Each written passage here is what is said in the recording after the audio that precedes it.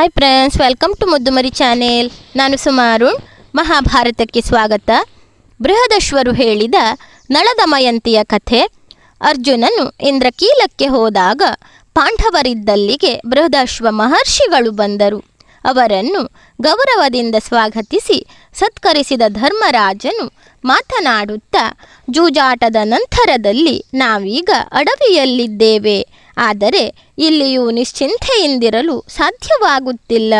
ಅರ್ಜುನನನ್ನು ಇಂದ್ರಕೀಲಕ್ಕೆ ತಪಸ್ಸಿಗೆ ಕಳುಹಿಸಿದ್ದೇವೆ. ನಮ್ಮಂತೆ ಕಷ್ಟಪಡುವವರು ಎಲ್ಲಿಯಾದರೂ ಇರುವರೇ? ನಾವು ಅದೃಷ್ಟಹೀನರು ಎಂದು ನೊಂದು ನುಡಿದನು. ಬೃಹದಶ್ವರು, ಧರ್ಮರಾಜ, ನೀನು ನಳಮಹಾರಾಜನ ಕಥೆಯನ್ನು ಕೇಳಿಲ್ಲ. ಅವನಷ್ಟು ನೀವು ತೊಂದರೆಯನ್ನು ಅನುಭವಿಸಿಲ್ಲ. ಅದನ್ನು ಹೇಳುತ್ತೇನೆ, ಕೇಳುವಂಥವರಾಗಿ ಎಂದು ನಳದಮಯಂತಿಯರ ಕಥೆಯನ್ನು ಹೇಳಲು ಮೊದಲು ಮಾಡಿದರು. ನಿಷದ ದೇಶದಲ್ಲಿ ನಳ ಎಂಬ ಚಕ್ರವರ್ತಿ ಇದ್ದನು. ವೀರಸೇನನ ಮಗನಾದ ನಳನಿಗೆ ಪುಷ್ಕರ ಎಂಬ ಸಹೋದರನಿದ್ದನು. ನಳರಾಜನು ಶ್ರೇಷ್ಠ ಧನುರ್ಧಾರಿಯಾಗಿ ಉದಾರಿಯಾಗಿದ್ದನು. ವಿದರ್ಭ ದೇಶದ ಭೀಮರಾಜನಿಗೆ ದಮಯಂತಿ ಎಂಬ ಮಗಳಿದ್ದಳು. ಭೀಮರಾಜನು ದಮಯಂತಿಗೆ ಸ್ವಯಂವರವನ್ನು ಏರ್ಪಡಿಸಲು ಸಿದ್ಧತೆ ನಡೆಸಿದ್ದನು. ಒಮ್ಮೆ ನಳರಾಜನು ರಾಜೋದ್ಯಾನದಲ್ಲಿ ಹಂಸವೊಂದನ್ನು ಹಿಡಿದಾಗ ಅದು, ರಾಜನೇ, ದಮಯಂತಿ ಇದ್ದಲ್ಲಿಗೆ ಹೋಗಿ ನಿನ್ನ ಬಗ್ಗೆ ಹೇಳುತ್ತೇನೆ, ಅವಳೇ ನಿನಗೆ ತಕ್ಕ ಹೆಂಡತಿ ಎಂದಿತು. ರಾಜನು ಹಂಸವನ್ನು ಬಿಟ್ಟನು. ಹಂಸವು ದಮಯಂತಿ ಇದ್ದಲ್ಲಿಗೆ ಹೋಗಿ, ನಳರಾಜ ಶ್ರೇಷ್ಠ ಗುಣವುಳ್ಳವನು, ನೀನು ಅವನನ್ನೇ ವರಿಸು ಎಂದು ಹೇಳಿ ಬಂದಿತು. ಭೀಮರಾಜನು ಎಲ್ಲ ರಾಜರಿಗೂ ಸ್ವಯಂವರದ ಆಮಂತ್ರಣವನ್ನು ಕಳುಹಿಸಿದನು. ನಾರದರಿಂದ ವಿಷಯ ತಿಳಿದು ಇಂದ್ರ, ವರುಣ, ಅಗ್ನಿ ಮತ್ತು ಯಮ ಸಹ ಹೊರಟರು.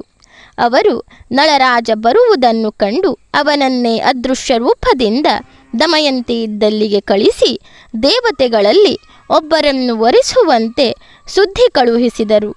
ದಮಯಂತಿಯು ದೇವತೆಗಳ ದ್ಯೂತನಾಗಿ ಬಂದ ನಳರಾಜನನ್ನು ನೋಡಿ, ತಾನು ನಳನನ್ನೇ ಮದುವೆಯಾಗುವುದು ಎಂದು ನಿರ್ಧರಿಸಿರುವೆ ಎಂದು ಹೇಳಿ ಕಳುಹಿಸಿದಳು. ಸ್ವಯಂವರದ ದಿನ 4 ದೇವತೆಗಳೂ ಸಹ ನಳನ ರೂಪದಿಂದ ಆಸೀನರಾಗಿದ್ದರು. ದಮಯಂತಿಯು ವರಮಾಲೆ ಹಿಡಿದು ದೇವತೆಗಳ ಆಟವಿದೆಂದು ತಿಳಿದು ನಳರಾಜನ ಮುಂದೆ ನಿಂತು, ದೇವತೆಗಳೇ, ನನ್ನ ನಳರಾಜನನ್ನು ತೋರಿಸಿ ಎಂದು ಬೇಡಿಕೊಂಡಳು.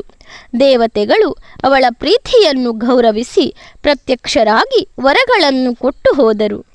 ನಳದಮಯಂತಿಯರ ವಿವಾಹವಾಯಿತು.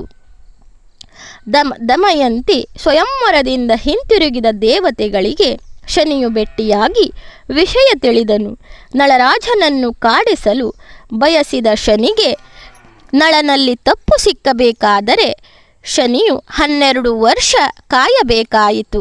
ಆಗ ಅವನಲ್ಲಿ ಹೊಕ್ಕು ಪುಷ್ಕರನ ಹತ್ತಿರ ಹೋಗಿ ನಳನನ್ನು ಜೂಜಿಗೆ ಕರೆಯುವಂತೆ ಪ್ರೇರೇಪಿಸಿ ತಾನು ದಾಳವಾಗಿ ಅವನೊಡನೆ ಸೇರಿದನು. ಶನಿಯ ಪ್ರಭಾವದಿಂದ ನಳರಾಜನು ಸೋತು ರಾಜ್ಯವನ್ನು ಕಳೆದುಕೊಂಡನು. ಮಕ್ಕಳನ್ನು ಅವರಜ್ಜನ ಮನೆಗೆ ಕಳುಹಿಸಿ ದಮಯಂತಿಯೊಂದಿಗೆ ನಳರಾಜನು ಕಾಡಿಗೆ ಬಂದನು. ಪುಷ್ಕರನು ರಾಜನಾಗಿ ನಳನಿಗೆ ಯಾರಾದರೂ ಸಹಾಯ ಮಾಡುವುದಾದರೆ ಅಂಥವರನ್ನು ಕೊಲ್ಲಿಸುತ್ತೇನೆ ಎಂದು ಸಾರಿಸಿದನು. ಆದ್ದರಿಂದ ನಳದಮಯಂತಿಯರು ಆ ಊರಿನಲ್ಲಿ ತಿನ್ನುವುದಕ್ಕೆ ಏನೂ ಸಿಕ್ಕದೆ 3 ರಾತ್ರಿ ಬರಿಯ ನೀರು ಕುಡಿದು ಕಾಲ ಹಾಕಿ ಹಸಿವಿನಿಂದ ಬಳಲಿ ಹೋಗುತ್ತಿರುವಾಗ ಕೆಲವು ಹೊಂಬಣ್ಣದ ಹಕ್ಕಿಗಳನ್ನು ಕಂಡರು. ಇವುಗಳನ್ನು ಹಿಡಿದರೆ ಹಣವು ದೊರೆಯುವುದು, ಹೊಟ್ಟೆಗೂ ಆಧಾರವಾಗುವುದು ಎಂದು ನಳನು ತಾನು ಹುಟ್ಟಿದ್ದ ಬಟ್ಟೆಯನ್ನು ತೆಗೆದು ಅವುಗಳ ಮೇಲೆ ಕವಿಚಿದನು. ಅವು ಬಟ್ಟೆಯನ್ನೇ ಎತ್ತಿಕೊಂಡು ಹಾರಿ ಹೋಗುತ್ತಾ ಬೆತ್ತಲೆಯಾಗಿ ನಾಚಿಕೆಯಿಂದ ನೆಲದ ಮೇಲೆ ತಲೆ ತಗ್ಗಿಸಿಕೊಂಡು ನಿಂತಿದ್ದ ನಳನನ್ನು ಕುರಿತು, ಅಯ್ಯೋ ದಡ್ಡ, ನಾವು ದಾಳಗಳು, ನೀನು ಬಟ್ಟೆಯುಟ್ಟು ಹೋಗುವುದು ನಮಗೆ ಇಷ್ಟವಿಲ್ಲ. ಆದ್ದರಿಂದ ಅದನ್ನು ತೆಗೆದುಕೊಂಡು ಹೋಗೋಣವೆಂದು ಬಂದೆವು ಎಂದವು. ಆಗ ರಾಜನು ದಮಯಂತಿಯನ್ನು ಕುರಿತು, ಎಲೆ ಸುಗುಣೆ, ಈ ದಾಳಗಳು ನನ್ನ ಐಶ್ವರ್ಯವನ್ನು ಕಿತ್ತುಕೊಂಡವು. ನಿಷದ ದೇಶದಲ್ಲಿ ಅನ್ನ ಹುಟ್ಟದೆ ಹಸಿವಿನಿಂದ ಬಳಲುವಂತೆ ಮಾಡಿದವು. ಈಗ ಹುಟ್ಟಿದ್ದ ಬಟ್ಟೆಯನ್ನು ಕಿತ್ತುಕೊಂಡು ಹೋದವು. ಪರಮ ಕಷ್ಟ ಪ್ರಾಪ್ತವಾಗಿದೆ, ದುಃಖದಿಂದ ಪ್ರಾಣವೇ ಹೋದಂತಾಗಿದೆ ಎಂದನು.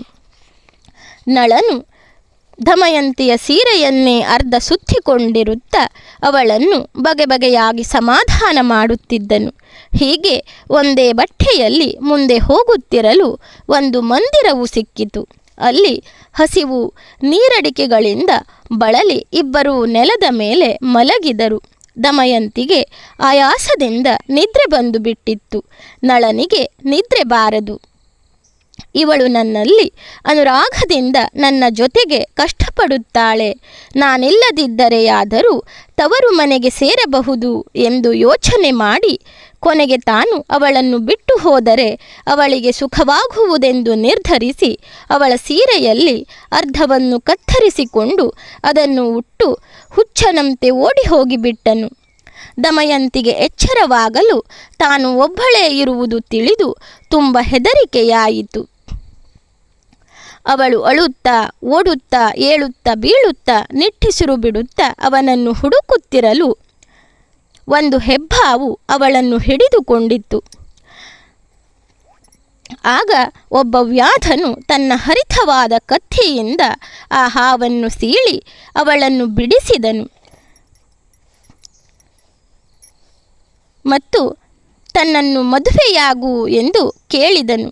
ಅದಕ್ಕೆ ಅವಳು ಒಪ್ಪದೆ ಓಡುತ್ತಾ ವ್ಯಾಪಾರಿಗಳ ಸಮೂಹವನ್ನು ಸೇರಿ ಚೇದಿ ರಾಜ್ಯವನ್ನು ತಲುಪಿದಳು. ಅಲ್ಲಿ ಅರಮನೆಯಲ್ಲಿ ಸೇವಕಿಯಾಗಿ ಉಳಿದಳು. ರಾಜ್ಯವನ್ನು ಗಂಡನನ್ನು ಬಿಟ್ಟು ತಂದೆಯ ಮನೆಗೆ ಹೋಗಲು ಬಯಸಲಿಲ್ಲ.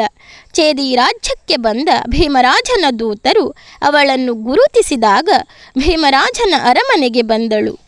ಇತ್ತ ದಮಯಂತಿಯನ್ನು ಬಿಟ್ಟು ಹೋದ ಮೇಲೆ ಒಂದು ದೊಡ್ಡ ಕಾಡ್ಗಿಚ್ಚನ್ನು ನಳನು ಕಂಡನು. ಅದರ ಮಧ್ಯದಿಂದ ನಳ ಮಹಾರಾಜ ಪುಣ್ಯಾತ್ಮ ಓಡಿಬಾ, ಹೆದರಬೇಡ ಎಂಬ ಧ್ವನಿಯನ್ನು ಕೇಳಿ ನಳನು ಹೋಗಿ ನೋಡಲು ಒಂದು ಹೆಬ್ಬಾವು ಸುತ್ತಿಕೊಂಡು ಬಿದ್ದಿದ್ದು, ಮಹಾರಾಜ, ನಾನು ಕಾರ್ಕೋಟಕನೆಂಬ ನಾಗ, ಶಾಪದಿಂದ ಚಲಿಸಲಾರದವನಾಗಿದ್ದೇನೆ. ನನ್ನನ್ನು ಈ ಬೆಂಕಿಯಿಂದ ಪಾರು ಮಾಡಿದರೆ ನಾನು ನಿನ್ನ ಗೆಳೆಯನಾಗಿ ನಿನಗೆ ಉಪಕಾರ ಮಾಡುತ್ತೇನೆ. ನೀನು ಎತ್ತುವ ಹಾಗೆ ಹಗುರವಾಗುತ್ತೇನೆ, ಬೇಗ ಬಾ ಎಂದಿತು. ನಳನು ಅದರಂತೆ ಅದನ್ನು ಎತ್ತಿ ತಂದು ಬೆಂಕಿಯಿಲ್ಲದ ಕಡೆಗೆ ಬಿಟ್ಟನು. ಅದು ಅವನನ್ನು ಕಚ್ಚಿ ತನ್ನ ನಿಜ ರೂಪದಿಂದ ಸಮಾಧಾನ ಮಾಡುತ್ತಾ, ನಿನ್ನ ರೂಪು ಬದಲಾಗಿ ಜನರಾರಿಗೂ ತಿಳಿಯದಂತಾಗಲಿ ಎಂದು ನಿನ್ನನ್ನು ಕಚ್ಚಿದ್ದೇನೆ ಮತ್ತು ಇದರಿಂದ ನಿನಗೆ ಮತ್ತಾವ ವಿಷದ ಭಯವೂ ಇರುವುದಿಲ್ಲ. ನೀನು ಮುಂದೆ ಯುದ್ಧದಲ್ಲಿ ಜಯವನ್ನು ಪಡೆಯುವೆ. ಬಾಹುಕನೆಂಬ ಹೆಸರಿಟ್ಟುಕೊಂಡು ಋತುಪರ್ಣ ರಾಜನಲ್ಲಿ ಸಾರಥಿಯಾಗು. ನಿನ್ನ ಅಶ್ವರುಧಯ ವಿದ್ಯೆಯನ್ನು ಅವನಿಗೆ ಹೇಳಿಕೊಟ್ಟು ಅವನಿಂದ ಅಕ್ಷವಿದ್ಯೆಯನ್ನು ಕಲಿತುಕೋ. ಅದರಿಂದ ನಿನಗೆ ಶುಭವಾಗುತ್ತದೆ. ನಿನ್ನ ಹೆಂಡತಿ ಮಕ್ಕಳೊಡನೆ ಮತ್ತೆ ಸೇರುವೆ. ನಿನ್ನ ರಾಜ್ಯ ನಿನಗೆ ಲಭಿಸುತ್ತದೆ. ನಿನ್ನ ಮೊದಲ ರೂಪ ಬೇಕಾದಾಗ ನನ್ನನ್ನು ನೆನೆದು ಈ ವಸ್ತ್ರಗಳನ್ನು ಹೊದೆದುಕೋ ಎಂದು ಹೇಳಿ ಒಂದು ಜೊತೆ ವಸ್ತ್ರವನ್ನು ಕೊಟ್ಟು ಅಂತರ್ಧಾನವಾಯಿತು. ಕಾರ್ಕೋಟಕನ ಆಶೀರ್ವಾದವನ್ನು ಪಡೆದ ನಳನು ಬಾಹುಕನಾಗಿ ಋತುಪರ್ಣನಿದ್ದಲ್ಲಿಗೆ ಹೋಗಿ ಸಾರಥಿಯಾಗಿ ಹಾಗೂ ಅಡುಗೆಯವನಾಗಿ ಸೇರಿಕೊಂಡನು. ಧನ್ಯವಾದಗಳು ಸ್ನೇಹಿತರೆ. ಈ ಕಥೆಯನ್ನು ಮುಂದಿನ ಭಾಗದಲ್ಲಿ ವಿವರಿಸ್ತೇನೆ. ನನ್ನ ವಿಡಿಯೋಗಳೆಲ್ಲ ನಿಮಗೆ ಇಷ್ಟವಾಗ್ತಾ ಇದ್ದರೆ ನನ್ನ ಮುದ್ದುಮರಿ ಚಾನಲನ್ನು ಸಬ್ಸ್ಕ್ರೈಬ್ ಮಾಡದೆ ನೋಡ್ತಾ ಇರುವವರು ದಯವಿಟ್ಟು ಸಬ್ಸ್ಕ್ರೈಬ್ ಮಾಡಿ, ಆಲ್ ಅಂತ ಸೆಲೆಕ್ಟ್ ಮಾಡಿಕೊಳ್ಳಿ, ಶೇರ್ ಮಾಡಿ, ಲೈಕ್ ಮಾಡಿ, ಕಮೆಂಟ್ ಮಾಡಿ.